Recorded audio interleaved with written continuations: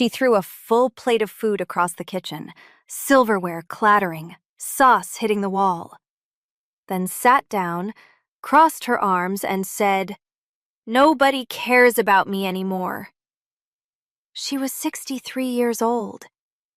And that was the moment I realized we had a much bigger problem than grief. After her husband passed, my mother-in-law started acting worse than a toddler, so we finally stepped in. My name is Claire, and I want to tell you a story about love, limits, and a woman named Diane. When my father-in-law Frank died, quietly, in his sleep, the way people always say they want to go but never actually expect, the whole family was crushed. 41 years of marriage. He was the kind of man who fixed things without being asked, who called you on your birthday before you'd even had coffee, who made terrible puns and laughed at them louder than anyone else. We all missed him, deeply, genuinely, without question. But grief, I've learned, doesn't come in just one shape. Some people go quiet. Some people cry. Some people throw themselves into busyness until the feeling passes. And some people, like my mother-in-law Diane, turn their pain outward, like a floodlight aimed directly at everyone around them. It started small. The first week after the funeral, she called my husband Daniel 7 times in a single day. He answered every one. We both understood. She was lost. She had never lived alone. She didn't know how to be a person without Frank anchoring her in place. "She just needs time," Daniel told me, squeezing my hand as he set his phone down after the 7th call. "She'll find her footing." "Of course," I said. And I meant it. But week 2 was worse than week 1. And week 3 was worse than week 2. Diane started making demands that felt less like grief and more like a power test. She needed Daniel to drive 40 minutes each way to fix a leaking faucet. Not a plumber. Specifically Daniel. She needed us there for Sunday dinner, then called us inconsiderate when we arrived 15 minutes late because of traffic. She started sending me messages at 11 at night, asking why I hadn't responded to something she'd sent at 9. "Diane," I said carefully one evening, sitting across from her at her kitchen table. "We're here. We love you. But we also need to—" "You don't know what it's like," she cut me off, her eyes filling with tears instantly, like a switch had been flipped. "To wake up every morning and reach for someone who isn't there." I stopped. How do you argue with that? You don't. I reached across and took her hand, and I swallowed every word I'd been planning to say. Here's what I didn't understand yet. Compassion and enabling can look almost identical from the outside. When someone is in pain, our instinct is to remove every obstacle, absorb every demand, say yes to everything. We think that's love. But sometimes, that's just us making ourselves feel better about someone else's suffering, without actually helping them through it. The months that followed were exhausting in a way that's hard to explain to someone who hasn't lived it. Diane began showing up at our house unannounced. Not occasionally, routinely. She would ring the doorbell at 7 in the morning on a Saturday, bags of groceries in hand, ready to cook a breakfast we hadn't asked for, and then stay until evening. If we had plans, she acted wounded.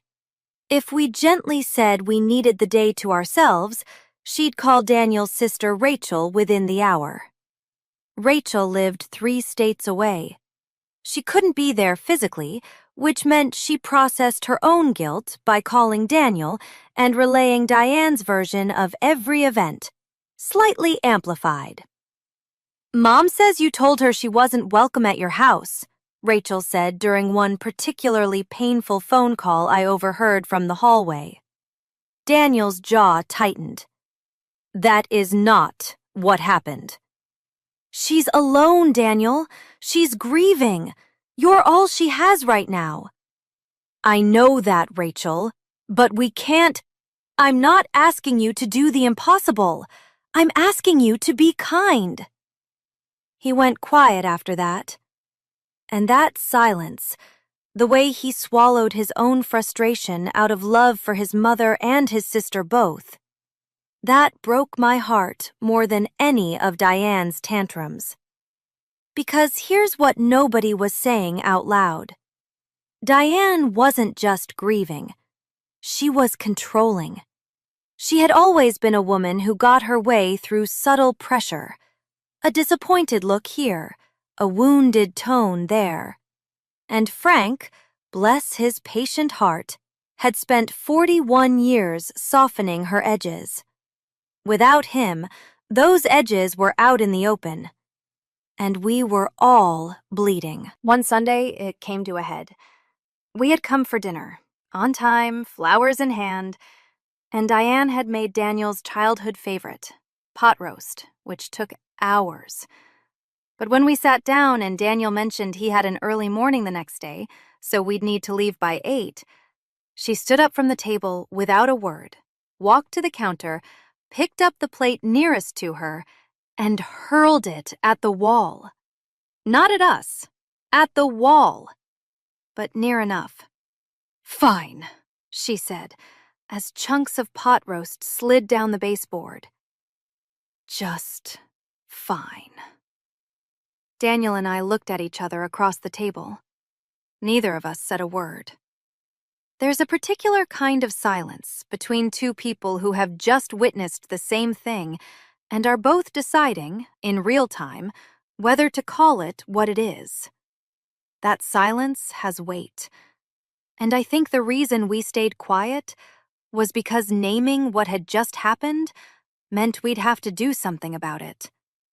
And doing something felt dangerous.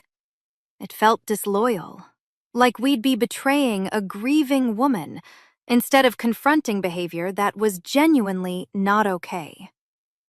On the drive home, neither of us spoke for 10 minutes. Then Daniel said, looking at the road, "We can't keep doing this." "No," I agreed. "We can't." "I don't know what to do, Claire. She's my mother. She's not okay." "She's not okay," I said.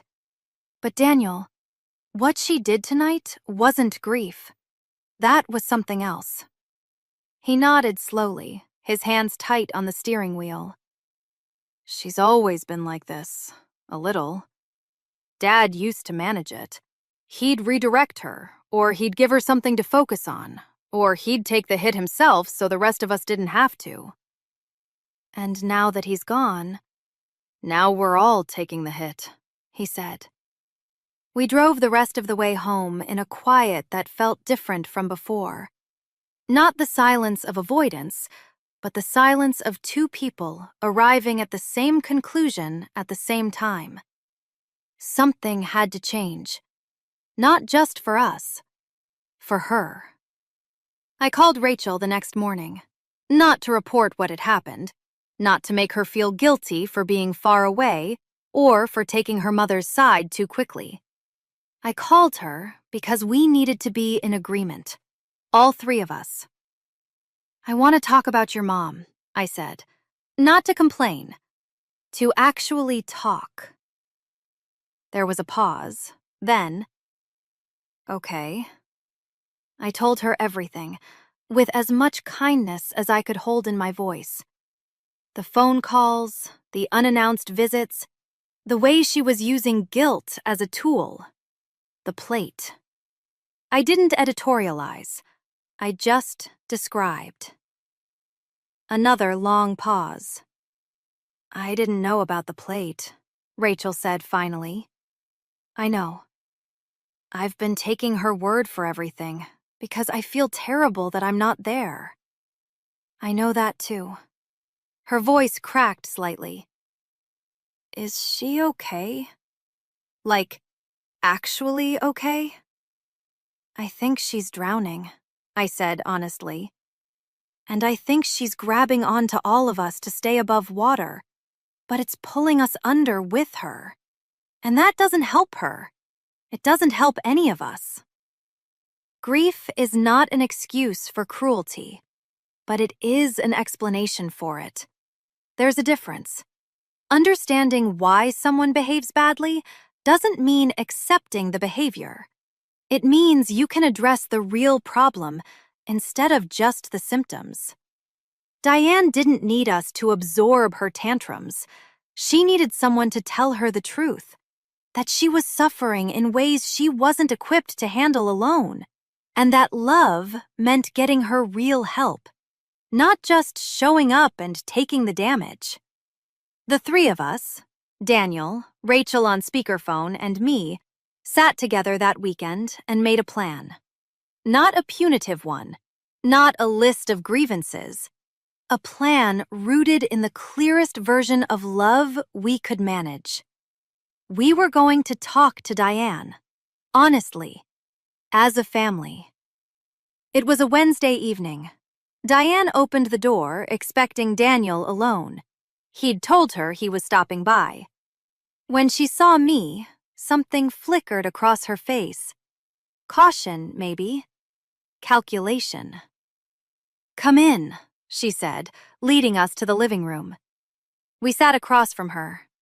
Daniel leaned forward first, elbows on his knees, and he said, Mom, we love you. And because we love you, we need to have a hard conversation. She started to speak. He held up one hand. Please, just let me finish. To her credit, she stopped. We know you're in pain, he said. Real, serious pain. Losing Dad has been devastating for all of us, and we don't want to minimize that for a single second. But Mom, some of the things that have been happening lately are not okay. The late-night messages, showing up unannounced, the way you talk to Claire. And last Sunday, I was upset, she said. You threw a plate, I said, in front of us. A silence. I didn't throw it at you. No. But you threw it. And that scared us. And we think it scared you too, if you're honest. She looked at me for a long moment. Something in her expression shifted. Not softened exactly, but changed. Like a door unlocking without opening yet. Daniel, we're not here to punish you, Mom. We're here because we made some calls and we found a grief counselor that 3 other people in this neighborhood have seen. She's got availability on Thursday afternoons. We'll drive you to the first appointment. We'll drive you to as many as you need. Diane said nothing. Her hands were folded in her lap, tight. Her chin was up. And, Daniel continued, we want to do Sunday dinners still, every week. But we need them to have a start time and an end time that we all agree on. Because we have a life too, Mom. And taking care of that life is how we're able to keep showing up for you. The silence lasted a long time. Then, and I will never forget this as long as I live, Diane's chin started to tremble. Not the performative trembling I'd come to recognize. This was different. This came from somewhere real. I know I've been difficult, she said, and her voice was barely above a I know. I don't know how to be here without him. I don't know who I am in this house alone. Every room reminds me of him, and She pressed a hand over her mouth. Daniel got up and sat beside her on the couch. He put his arm around her, and she leaned into him, and she cried. Really cried. For the first time since the funeral. I think sometimes people act out because they don't have the language for what they're feeling. Diane wasn't cruel at heart. She was terrified. She had lost her anchor, her companion, her daily context for being alive. And the only way she knew to communicate that terror was through control and demand. When we finally gave her a safe enough space to stop performing and start feeling, everything underneath came up at once. And that was the beginning of something real. Diane started seeing the counselor the following Thursday. Daniel drove her. She sat in the car with her purse in her lap and her sunglasses on, even though it was overcast, not saying a word the whole way there. Daniel told me later he didn't push conversation. He just drove. And sometimes, that's the right thing. Being present without needing to fill the silence with reassurance neither of you fully believes yet. When she came back out an hour later, she looked tired in a clean way, emptied but not hollow. "Well?" Daniel asked as she buckled her seatbelt. "She's very direct," Diane said, in a tone that made it unclear whether that was a compliment. "Is that good or bad?" "I suppose I'll find out." She went back the following week, and the week after that. The Sunday dinners changed too. They became something I actually looked forward to.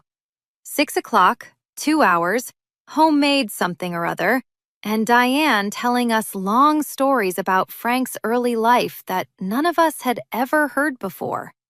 The time he got hopelessly lost on a hiking trail, the embarrassing haircut he had in 1987, the way he used to sing in the car when he thought no one was listening.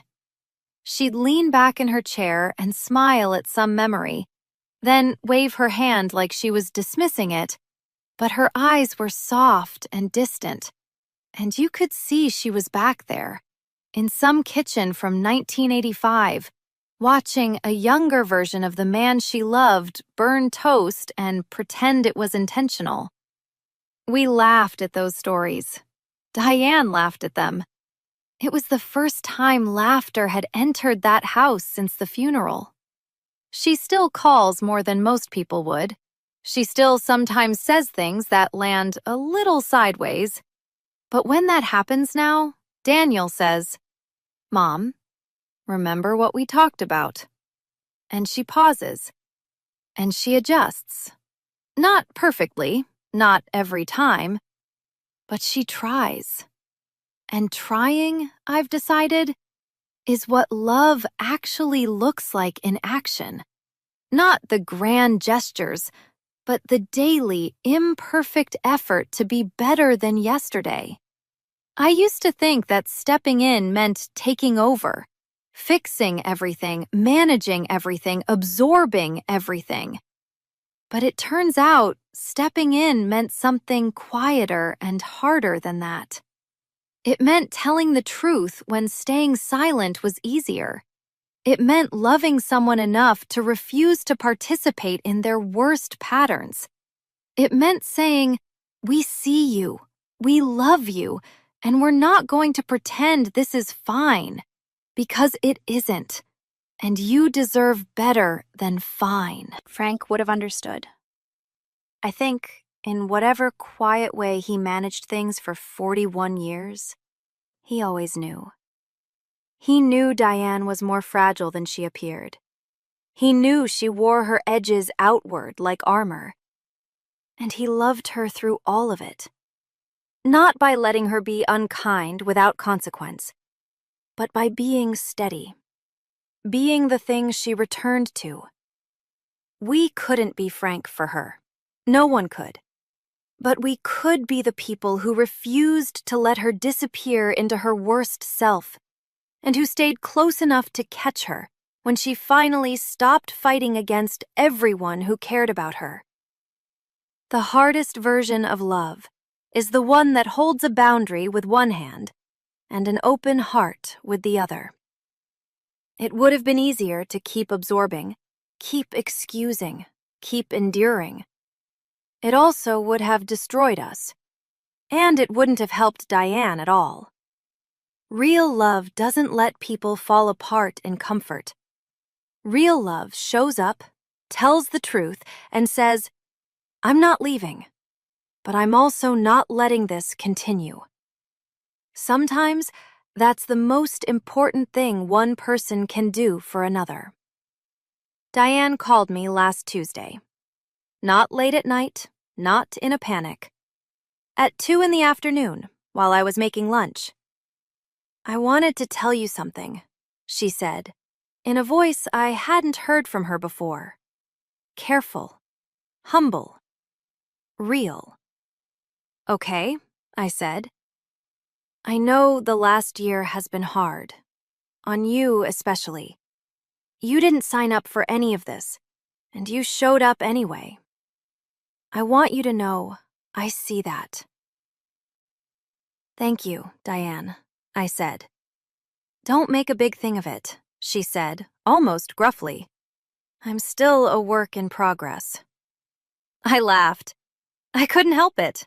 We all are, I said. She made a small sound that might have been agreement, might have been a laugh. Then she said she had to go because her Thursday appointment was in an hour and she wanted to eat something first. We said goodbye. I set the phone down on the counter and stood there for a moment in the quiet of my kitchen, thinking about grief and stubbornness and how much it costs to love someone honestly, and how much more it costs not to. It was worth it.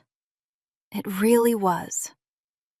If this story made you think about someone in your life, a relationship that needs a harder, more honest kind of love, drop it in the comments. I'd genuinely love to hear. And if it meant something to you, please give it a like and subscribe. There are more stories coming, real ones, messy ones, the kind that don't always have a clean ending, but always have something worth holding on to. I'll see you in the next one.